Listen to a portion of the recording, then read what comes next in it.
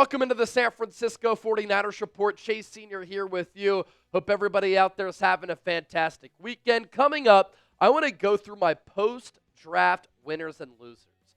Our winners and losers segment has become a mainstay, a segment that we always like to do here on the show multiple times during the calendar year. And so on this edition, it's the post-draft winners and losers. Just coaches and players on this roster who either are deemed winners or losers in the aftermath of the draft. And you'll see what I mean as we start off with defensive coordinator Robert Saleh. He gets fired by the New York Jets last year. He becomes pretty much an assistant under Matt LaFleur with the Green Bay Packers, helping them game plan on the offensive side of the ball. And right when he got fired by the New York Jets, I said, Nick Sorensen's not cutting it. The Niners need swag, confidence, energy, better scheme, better play calling, and better coaching, which will lead to player development back on the defensive side of the ball. And I had clamored time and time again, it is time to bring back Robert Saleh. What did Kyle Shanahan, John Lynch, and Jed York do?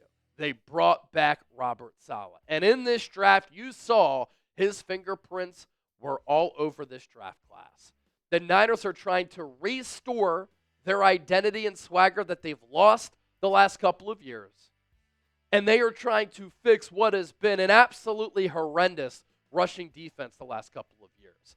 And just look at the players who the Niners drafted last week and think about what they're going to bring to the table for Robert Saleh in San Francisco.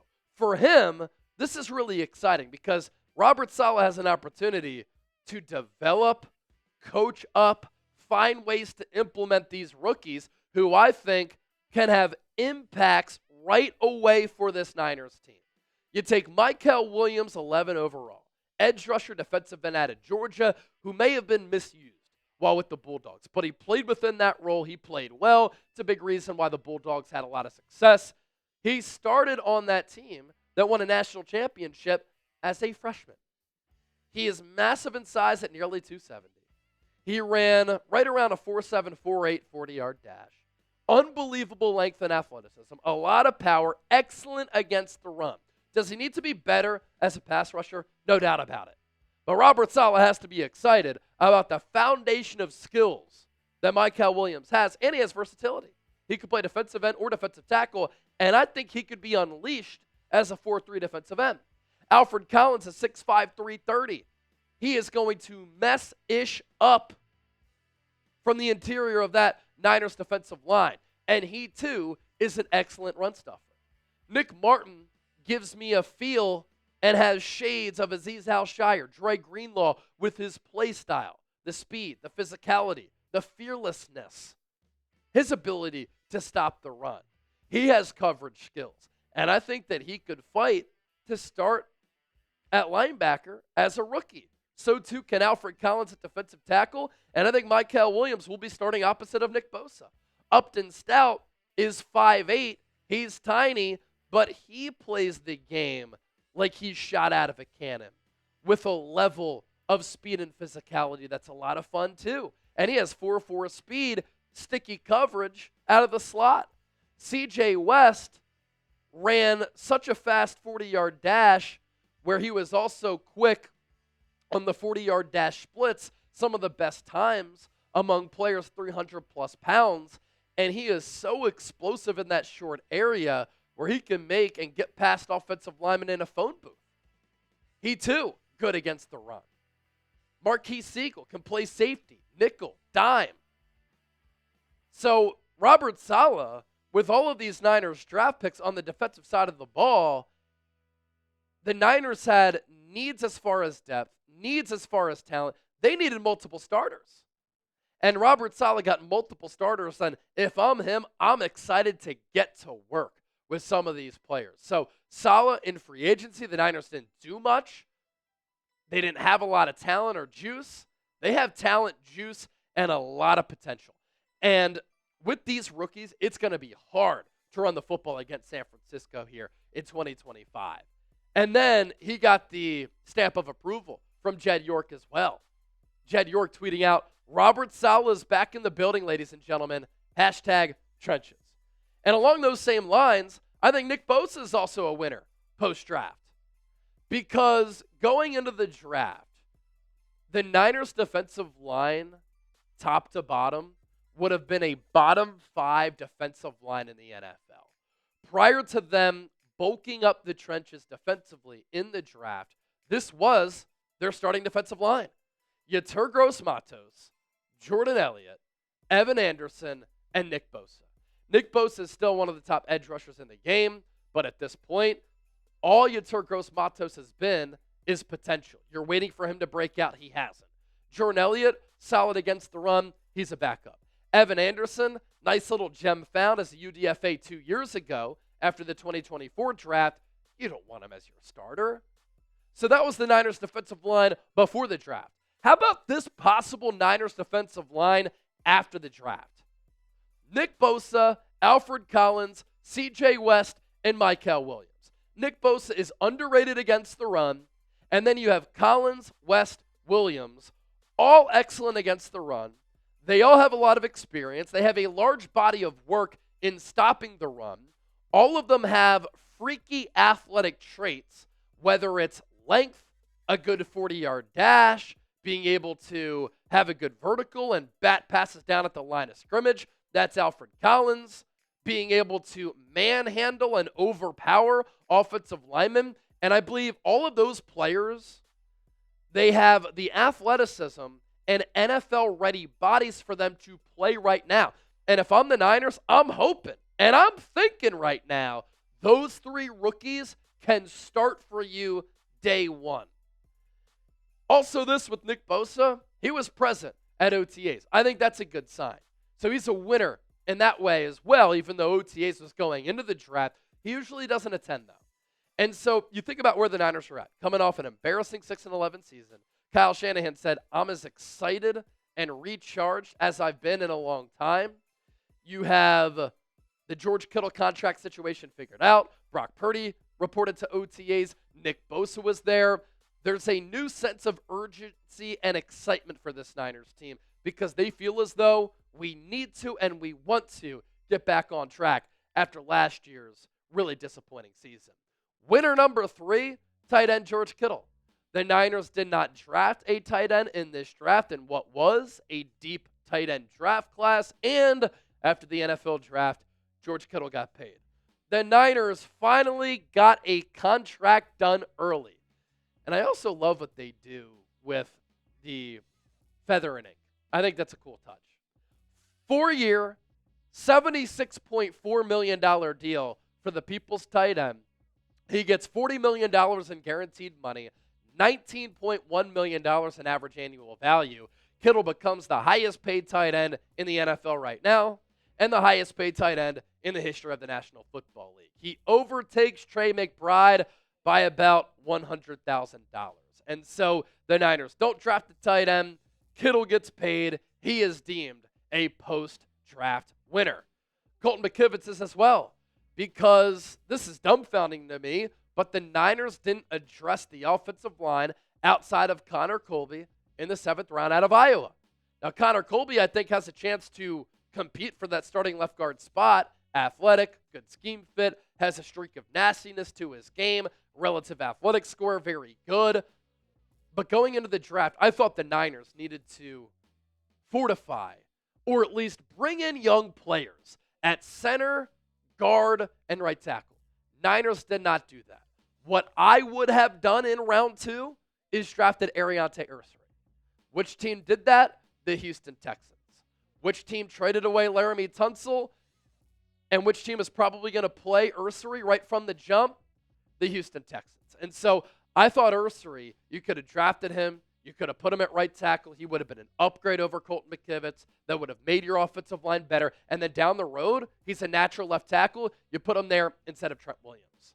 But not only did the Niners not address the offensive line for this year, for the most part, they didn't address the offensive line for the future either.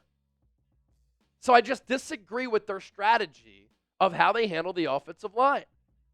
So Colton McKivitz, the job is his. Nobody is taking that job from him, and that's why he's a post-draft winner. And unfortunately, the same can be said for Jake Brendel. Jake Brendel, the Niners might say, yeah, he's going to compete with Matt Hennessy and Drake Nugent. I would be very, very surprised if Jake Brendel is not this team's starting center week 1. Some people will say, Chase, this offensive line is good enough. Colton McKivitz improved last year. Jake Brendel was the starting center on a team that made it to the Super Bowl. Yeah, but what happened in the Super Bowl? Jake Brendel was getting pushed into Brock Purdy's lap. Colton McKivitz, anytime he goes up against an upper echelon pass rusher, he always gets exposed. I'm tired of the Niners and Niner fans settling for the offensive line being mediocre or good enough. I want a great offensive line because that can win and lose you games, and it's a critical position group. So this Niners offensive line in week 1, it might look as such. There will be a competition at left guard between Ben Barch, Nick Sakel, and Connor Colby. There will be a little bit of a competition, I guess, at center between Jake Brendel, Matt Hennessy, and Drake Nugent. And we'll see what Drew Moss can do as an interior offensive lineman UDFA out of Colorado State. He's only 21 years old, a lot of potential. He has tackle experience, good athlete, but he's probably most likely going to be a practice squad player. 2 more winners. Jason Pinnock, because of the ACL injury to Malik Mustapha, could be the starting safety week 1 next to Jair Brown, but competing with him in training camp will be Marquise Siegel out of Kansas State.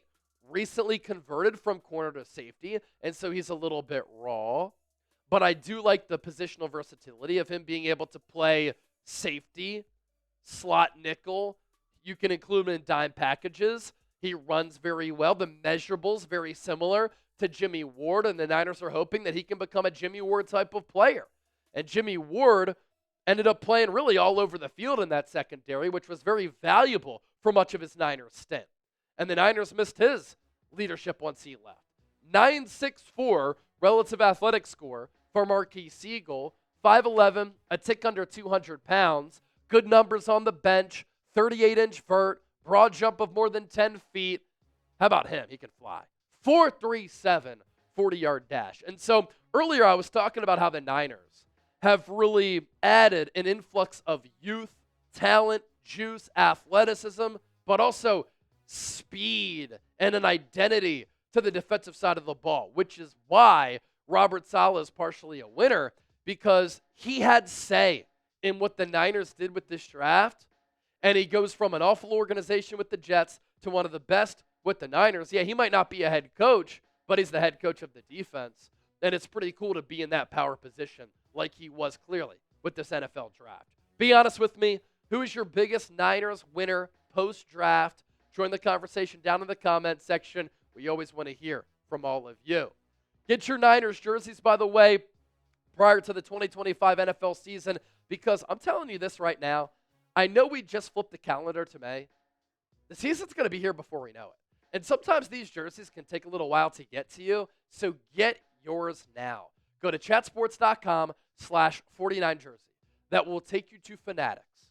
And then you make a purchase there. Fanatics knows that Chat Sports, myself, and the 49ers Report sent you. You can get men's, women's, kids' jerseys, current, former players. You can get custom jerseys as well. You can even go Jerry Rice, Joe Montana. You want a Micah Williams jersey? Looks like he's going to be rocking the number 98. You can get that jersey too. Chatsports.com/49jersey. We'll put that link in the comment section, attached to the pinned comment, and down in the show notes of today's 49ers Report. Now to our Niners losers. Isaac Guerendo is a loser to me. Why is that? Because we know that Christian McCaffrey is going to be the starting back for this ball club. Hopefully he can stay healthy. A lot of pressure on him to do so. But who is going to get the bulk share of the targets and handoffs at RB2? Is it going to be Guerendo? He's going to have to earn it. In the pre-draft last year, I really liked him. 220 pounds, 4'3", but he's always had soft tissue hamstring injuries. And Jordan James was drafted by the Niners, and he's a very promising back. Good in pass protection. Didn't fumble once throughout his entire career at Oregon. He's very stout and physical, with how he runs. He has pass-catching ability. He's very decisive. He has good vision and patience. But he is a classic Kyle Shanahan, Bobby Turner type of back in this outside zone where he has that patience, but when he sees the hole, he hits the hole. And we saw that with Elijah Mitchell. We've seen that with these backs who end up being very productive for Kyle Shanahan.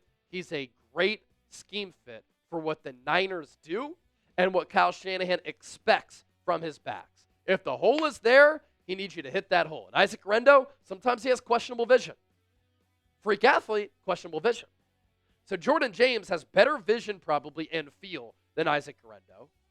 And if he ends up being a good pass protector like he was at Oregon, if he continues to be sure-handed like he was at Oregon, and he just picks up those yards that are given to him, the yards that are there, he could be RB2. Last year at Oregon, 233 carries, almost 1,300 yards, 5.4 yards per carry, 26 catches for 209, 15 total touchdowns, no fumbles. Last 2 years really started to come on, and Todd McShay said he has same attributes or similar attributes and runs like R.J. Harvey, who went a lot earlier than Jordan James. The career receiving numbers, there is something to work off of there. He really made huge improvements and strides in 2024 with those 26 catches. He had some drops at times catching the ball, but I do like his hands, and I like that dual threat possibility there with him. And so he could challenge Isaac Rendo to get some RB2 carries. Malik Mustapha is a loser because right after the draft we found out that he had to undergo surgery on that injured ACL. And how this happened was he had an ACL tear back in 2022 at Wake Forest. He had it surgically repaired. He came back and he played really good college football at Wake Forest. And then in year one for the Niners, he was a wrecking ball out there. He played the game so violent. He was good against the run, good against the pass. You saw a lot of promise, and he looked to be one of the core pieces of this Niners defense going into 2025. And now we're not sure when he's going to start the 2025 season. Not a full ACL tear, but the graft in that knee was repaired. And so it's unfortunate for him. I hate to put him on this list, but the fact that he's not going to start the season with San Francisco, that's a bummer. And that's a loss for him and the Niners. Brock Purdy, loser number 3. Not because of anything that he did. It's because of what the Niners did not do. They did not ensure that they're going to have an elite offensive line in front of them. People really try to tell me over and over again that this Niners offensive line is good enough. They say, Chase, stop complaining about it. This offensive line made it to the Super Bowl 2 seasons ago. Jake Brendel and Colton McKivitz were starters on an offensive line that went into overtime of a Super Bowl and lost to the Chiefs. But what has happened when they've gone up against elite players along the interior for Brendel or at the edge for McKivitz? They get exposed, they get pushed around, and those premier players make them look average. And what types of players and teams are you going up against when you make it to the playoffs, especially deep in the playoffs? You're going up against teams that are built in a stout fashion in the trenches. And Kyle Shanahan relies too much on his scheme when it comes to the offensive line. And he's like, you know what, we can scheme around this. I can call plays around this. But when it comes to one-on-ones, man-on-man, hat-on-hat, Brendel and McKivitz are not good enough. And so Brock Purdy doesn't have an elite offensive line in front of him, and the Niners continue to ignore it. And if Purdy wasn't a mobile guy with really good athleticism, the offensive line numbers would be even worse. Because there were so many times last year where he was running for his damn life. Because there's a pass rush coming from right up the gut because Brendel gets pushed over. Or the Niners commit these senseless penalties which kill them. Or Colton McKivitz is getting beat around the edge. It is a problem.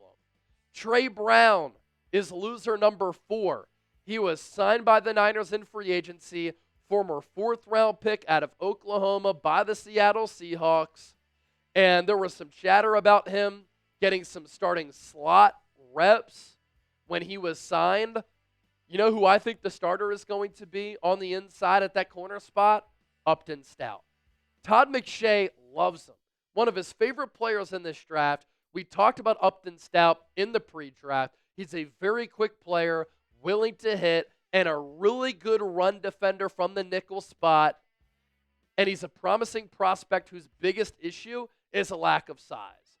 But when you don't have fear and you play bigger than that size, you can get by.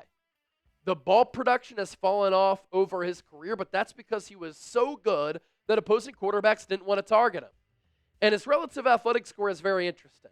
It's lower as far as the overall score at 7.6 because he's 5'8", 181. But he had the most bench press reps among DBs at the combine with 21. That's 21 reps of 225 when he weighed in at 181. His vertical, 37.5 inches. His broad, 10 feet. His 40-yard dash, 4.44. He can fly. He's very aggressive. He's a bull in a china shop type of player with that mentality, and he's very explosive. And when you have short area quickness, burst and speed and aggressiveness, and you can attack the ball with a relentless type of mentality, that translates well to being a productive corner. More losers post-draft. Jalen Graham, D. Winters, and Tatum Bethune. This is D. Winters and Tatum and Jalen Graham right here. And then Tatum Bethune was a 7th-round pick out of Florida State in the 2024 draft. And I'm calling them losers because you're thinking going into the draft, okay, they have an opportunity to start at linebacker. But just like I think Alfred Collins, C.J. West, Michael Williams, and Upton Stout can start as rookies, I think Nick Martin can start as a rookie for this team at will linebacker. 2-time team captain who plays above his weight class with hitting power. His recovery is really good. The run game instincts at times are lacking. At other times, he takes really good angles in making tackles. Sometimes he can watch the quarterback a little bit too much in coverage. But I've seen the high football IQ. I think it's there, and I think that there is something to work with. And I just think he plays a lot energy level, speed, physicality, wrecking ball type of mental makeup that he reminds me of an Azeez Al-Shire, Dre Greenlaw. Good athlete, good relative athletic score, 8.55, 38-inch vert, more than a 10 feet on the broad jump, 4.53, 40. He moves very well. His 2023 season, prior to him hurting his knee in 2024, but the good news is he came back to do the drills at the combine. Stupid numbers. 140 tackles, 83 solos, 57 assists. That led all players in college football. He had 6 sacks and 2 picks. I can't wait to see Nick Martin on the field because he is a Niner type of linebacker. With that, I ask you this. Who is your biggest Niners post-draft loser? Join the conversation once again down in the comment section. Don't be shy and say it with your chest.